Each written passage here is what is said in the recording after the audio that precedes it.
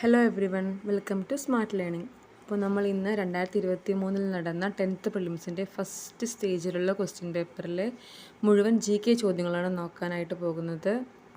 Khadi board LDCയുടെ ഒക്കെ prelims question paper ഉണ്ടായിരുന്നില്ല, അതിലെ ഫസ്റ്റ് സ്റ്റേജിലെ ക്വസ്റ്റ്യൻ പേപ്പർ. നമ്മൾക്കപ്പോൾ ഒന്നാമത്തെ ചോദ്യം നോക്കാം.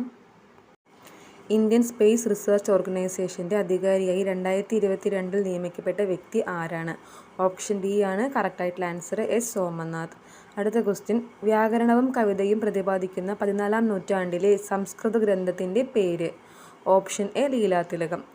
അടുത്ത ക്വസ്റ്റ്യൻ, വ്യാപാര വിനിമയ തന്ത്രങ്ങൾ ഇവയിൽ ഏത് ഘടകവുമായി ബന്ധപ്പെട്ട് നിൽക്കുന്നു? ഓപ്ഷൻ എ വിപണനമാണ് കറക്റ്റായിട്ടുള്ള ആൻസർ. ലോകത്തിലെ ഏറ്റവും വലിയ ജലവൈദ്യുത അണക്കെട്ട് ഏത് രാജ്യത്തിൽ ആണ്? ഓപ്ഷൻ എ ചൈനയാണ് കറക്റ്റായിട്ടുള്ള ആൻസർ. അടുത്ത ചോദ്യം, താഴെ പറയുന്നവയിൽ ഏതാണ് അടിസ്ഥാന ജീവിത സംരക്ഷണ ഘടകം? അപ്പോൾ നമുക്ക് ഈ ഓപ്ഷൻ കാണുമ്പോൾ തന്നെ മനസ്സിലാവും പരിസ്ഥിതിയാണ് അതിൻ്റെ ആൻസർ എന്ന്. അപ്പോൾ ഈ ക്വസ്റ്റ്യൻ്റെ കറക്റ്റായിട്ടുള്ള answer option B പരിസ്ഥിതിയാണ്.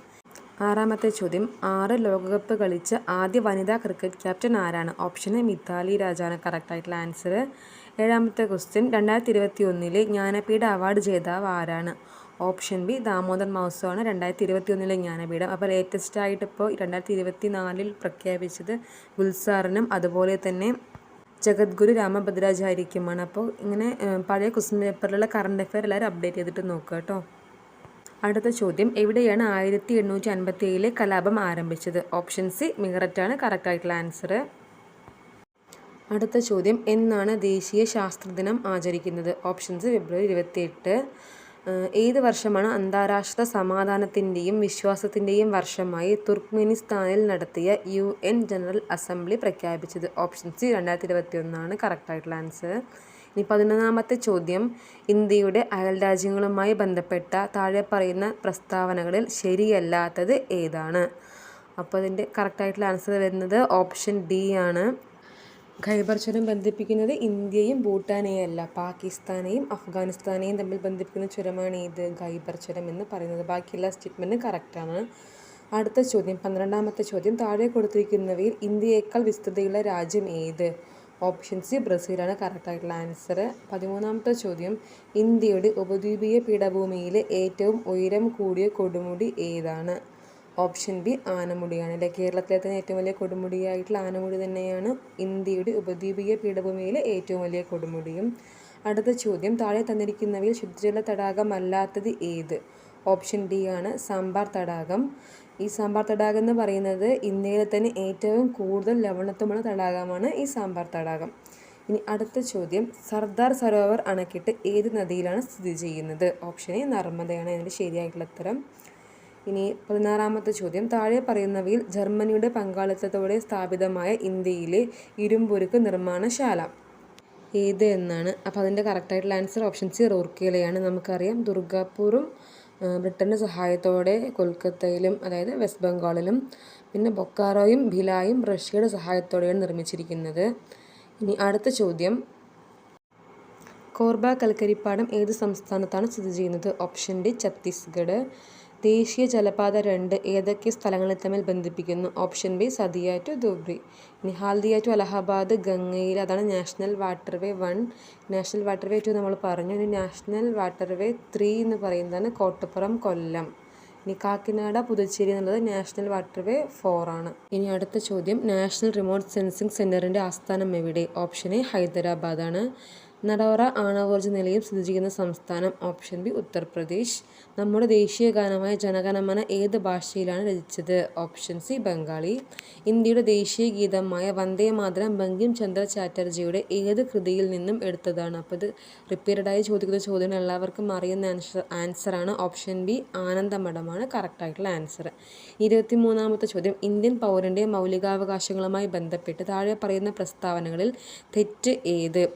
Option D ആണ് തെറ്റായിട്ടുള്ള പ്രസ്താവന. മൗലികാവകാശങ്ങൾ ന്യായവാർദാഹമല്ല. അപ്പോൾ നമുക്കറിയാം മൗലികാവകാശങ്ങൾ ന്യായവാർദാഹമാണെന്നുള്ള കാര്യം നമുക്കറിയുന്നതാണ്. ഇനി അടുത്ത ചോദ്യം, ഇന്ത്യയിൽ വിവരാവകാശ നിയമം നിലവിൽ വന്ന വർഷം 2005. ഓപ്ഷൻ എ ആണ് കറക്റ്റായിട്ടുള്ള ആൻസർ. ഇനി അടുത്ത ചോദ്യം, 25ാമത്തെ ചോദ്യം, ദേശീയ മനുഷ്യാവകാശ കമ്മീഷൻ്റെ ആദ്യത്തെ ചെയർമാൻ ആര്? Option B justice Ranganatha Mishra. ഇനി അടുത്ത ചോദ്യം, ഇന്ത്യൻ ഭരണഘടനയിലെ മൗലിക കടമകൾ ഏത് രാജ്യത്തെ ഭരണഘടനയിൽ നിന്നും എടുത്തതാണ്? Option C Soviet Union. 27ാമത്തെ ചോദ്യം ഇന്ത്യൻ ഭരണഘടനയുടെ ആത്മാവും ഹൃദയവും എന്ന് വിശേഷിപ്പിക്കപ്പെടുന്ന ആർട്ടിക്കിൾ ഏത്? ഓപ്ഷൻ എ ആർട്ടിക്കിൾ 32 നമുക്കറിയാം ഡോക്ടർ BR അംബേദ്കറാണ് ഈ ആർട്ടിക്കിൾ 32 ആത്മാവും ഹൃദയവും എന്ന് വിശേഷിപ്പിച്ചത്. ഇനി അടുത്ത ചോദ്യം ഇന്ത്യയുടെ ദേശീയ മുദ്രയിൽ ഉൾപ്പെട്ടിട്ടുള്ള മൃഗങ്ങൾ ഏതെല്ലാം? ഓപ്ഷൻ ഡി ആന, കാള, സിംഹം, കുതിര എന്നുള്ളതാണ് കറക്റ്റായിട്ടുള്ള ആൻസർ. അപ്പോൾ ഇത് വളരെ കൺഫ്യൂസിങ് ആയിട്ടുള്ള ഒരു ക്വസ്റ്റ്യനാണ്. അപ്പോൾ കറക്റ്റായിട്ട് നോക്കി വെച്ചിരുന്നാലേ നമുക്ക് എക്സാം ഹാളിൽ ആൻസർ കറക്റ്റായിട്ട് കിട്ടുള്ളൂ. ഇനി അടുത്ത ചോദ്യം കൂട്ടത്തിൽ ഉൾപ്പെടാത്തത് ഏത്? ഓപ്ഷൻ സി സ്വത്തവകാശമാണ്. കാരണം ബാക്കിയെല്ലാം എന്താണ്? മൗലികാവകാശങ്ങളാണ്. സ്വത്തവകാശം എന്ന് പറയുന്നത് നിയമപരമായ അവകാശമാണ്. ഇനി 30ാമത്തെ ചോദ്യം ത്രിവർണ്ണ പതാകയെ ഇന്ത്യയുടെ ദേശീയ പതാകയായി ഭരണഘടനാ നിർമ്മാണ സഭ അംഗീകരിച്ചതെന്ന്? Option A 1947 July 22. അതായത് നമുക്ക് സ്വാതന്ത്ര്യം കിട്ടുന്നതിന് കുറച്ച് ദിവസങ്ങൾ മുൻപാണ് നമ്മൾ ത്രിവർണ്ണ പതാകയെ ഇന്ത്യയുടെ ദേശീയ പതാകയായിട്ട് അംഗീകരിച്ചത്.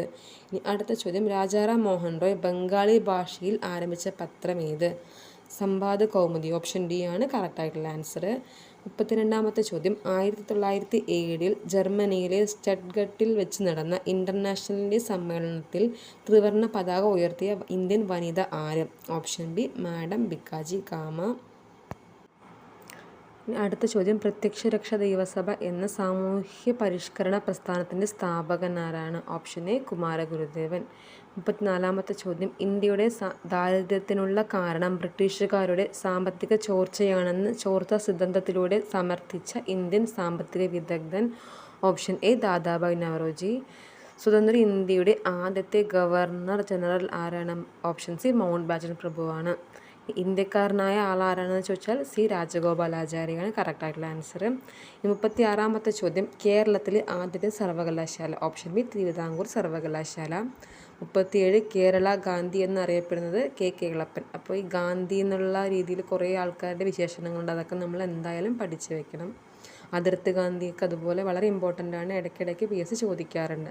38ാമത്തെ ചോദ്യം വേദാധികാര നിരൂപണം, പ്രാചീന മലയാളം എന്നീ കൃതികളുടെ രചയിതാവായ സാമൂഹ്യ പരിഷ്കർത്താവ്? ഓപ്ഷൻ സി ചട്ടമ്പി സ്വാമികൾ.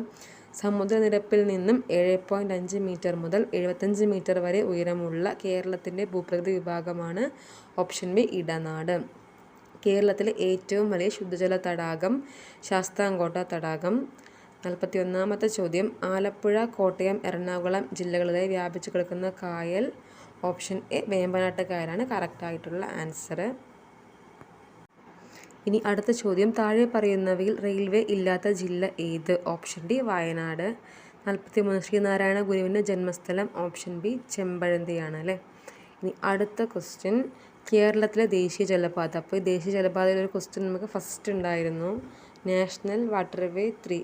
ഓപ്ഷൻ സി ആണ് കറക്റ്റായിട്ടുള്ള ആൻസർ. കേരളത്തിലൂടെയുള്ളത് കൊല്ലം ടു കോട്ടപ്പുറം, ഇപ്പോൾ അത് കോഴിക്കോട് വരെ ആക്കിയിട്ടുണ്ട്. ഇനി അടുത്ത ചോദ്യം 45ാമത്തെ ചോദ്യം 1817 പ്രൈമറി വിദ്യാഭ്യാസം സൗജന്യമാക്കിക്കൊണ്ട് വിളംബരം പുറപ്പെടുവിച്ച തിരുവിതാംകൂർ ഭരണാധികാരി ആര്? Option B Gowri Parvathi Bai.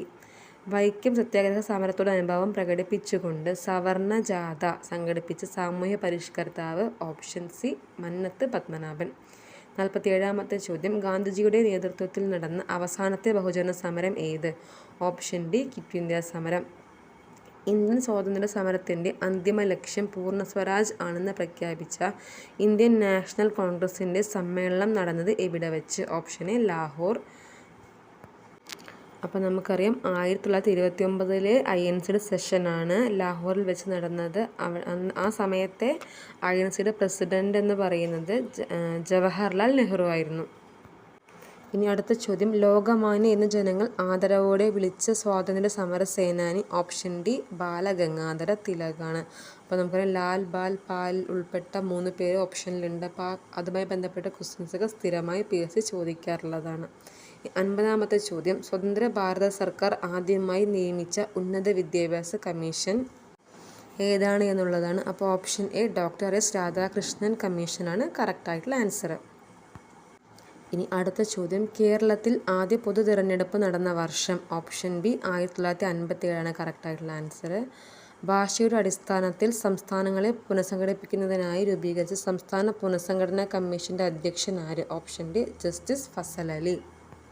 അപ്പോൾ 1953 ഡിസംബറിലാണ് ഫസൽ അലിയുടെ നേതൃത്വത്തിൽ ഒരു സംസ്ഥാന പുനഃസംഘടനാ കമ്മീഷനെ നിയമിക്കുന്നത്. ഇതിലുണ്ടായിരുന്ന വേറെ 2 മെമ്പേഴ്സ് കൂടി വളരെ ഇമ്പോർട്ടൻ്റ് ആണ്. HN കുൻസ്രു അതുപോലെ തന്നെ KM പണിക്കർ. ഇവരെല്ലാവരും മാറി മാറി PSC ചോദിക്കാറുണ്ട്. ഇനി അടുത്ത ചോദ്യം, ഒന്നാം സ്വാതന്ത്ര്യ സമരം ആദ്യമായി ആരംഭിച്ച സ്ഥലം. Option C Meerut. അപ്പോൾ ഈ ചോദ്യപേപ്പറിൽ തന്നെ ഈ ഒന്നാം സ്വാതന്ത്ര്യ സമരവുമായി ബന്ധപ്പെട്ടൊരു ചോദ്യം നമുക്ക് മുൻപുണ്ടായിരുന്നു. ഈ ഒന്നാം സ്വാതന്ത്ര്യ സമരം എന്ന് പറയുന്നത് വളരെയധികം ഇമ്പോർട്ടൻ്റ് ആയിട്ടുള്ള ടോപ്പിക്കാണ്. ഇനി അടുത്ത ചോദ്യം, കേരളത്തിൻ്റെ ദേശീയോത്സവം. Option B Onam. വടക്ക് കിഴക്കൻ മൺസൂൺ മഴക്കാലം കേരളത്തിൽ ഏത് പേരിലാണ് അറിയപ്പെടുന്നത്? ഓപ്ഷൻ സി തുലാവർഷം. ഇനി നമുക്കറിയാം ഇടവപ്പാതി കാലവർഷം എന്നൊക്കെ അറിയപ്പെടുന്നത് തെക്കു പടിഞ്ഞാറൻ മൺസൂണാണ്. ഇനി അടുത്ത ചോദ്യം, വരിക വരിക സഹചരി വലിയ സഹന സമരമായി. ഈ സ്വാതന്ത്ര്യ സമര ഗാനത്തിൻ്റെ രചയിതാവ്. Option B അംഷി Narayana Pillai. നമ്മൾ ചെറിയ ക്ലാസ് മുതൽ പഠിച്ചു വരുന്നതാണ് ഈ ചോദ്യം അല്ലേ. ഇനി അടുത്ത ചോദ്യം, കേരളത്തിലെ ഏറ്റവും ചെറിയ ജില്ല. Option B Alappuzha. 58ാമത്തെ ചോദ്യം, തിരുവിതാംകൂറിലെ മുഖ്യ നിരത്തുകളിലൂടെ വില്ലുവണ്ടിയിൽ സഞ്ചരിച്ച് ചരിത്രം സൃഷ്ടിച്ച സാമൂഹിക പരിഷ്കർത്താവ്. നമുക്കറിയാം വില്ലുവണ്ടി യാത്രയൊക്കെ നടത്തിയ ഫേമസ് ആയിട്ടുള്ള സാമൂഹിക പരിഷ്കർത്താവ് ആരാണ്? Option A അയ്യങ്കാളിയാണ്. 59ാമത്തെ ചോദ്യം, കേരളത്തിലെ ആദ്യത്തെ റെയിൽപാത നിർമ്മിച്ച വർഷം. Option A 1861. ഇനി ലാസ്റ്റത്തെ ചോദ്യമാണ്, കേരളത്തിൽ ഉപ്പു സത്യാഗ്രഹം നടന്നതിൻ്റെ പ്രധാന വേദി. ഓപ്ഷൻ ഡി പയ്യന്നൂരാണ്. അപ്പോൾ ഇന്ത്യയിലെ പല സ്ഥലങ്ങളിലും ഉപ്പു സത്യാഗ്രഹം നടന്നതിൻ്റെ പ്രധാന വേദികൾ സ്ഥിരമായിട്ട് PSC ചോദിക്കാറുണ്ട്. വേദി മാത്രമല്ല അതുപോലെ നേതൃത്വം കൊടുത്ത ആൾക്കാരെയും PSC ചോദിക്കാറുണ്ട്. അപ്പോൾ നമുക്കറിയാം കേരളത്തിലെ പയ്യന്നൂരിലെ K കേളപ്പനാണ്. അതുപോലെ തന്നെ തമിഴ്നാട് വേദാരണ്യത്തിൽ C രാജഗോപാലാചാര്യാണ്. അതുപോലെ ഗുജറാത്തിലെ ധരാസനയിൽ സരോജിനി നായിഡുവാണ്. അപ്പോൾ ഇതെല്ലാം പിന്നെ വടക്ക് പടിഞ്ഞാറൻ പ്രവിശ്യയിൽ ഖാൻ അബ്ദുൽ ഗാഫർ ഖാനാണ്. അപ്പോൾ ഇതൊക്കെ PSC ചോദിക്കാറുള്ള ചോദ്യങ്ങളാണ്. അപ്പോൾ ഈ ചോദ്യങ്ങളെല്ലാവരും നന്നായി പഠിക്കുക. ഇനി അടുത്ത സ്റ്റേജിലെ GK ക്വസ്റ്റ്യൻസുമായിട്ട് അടുത്ത വീഡിയോയിൽ കാണാം.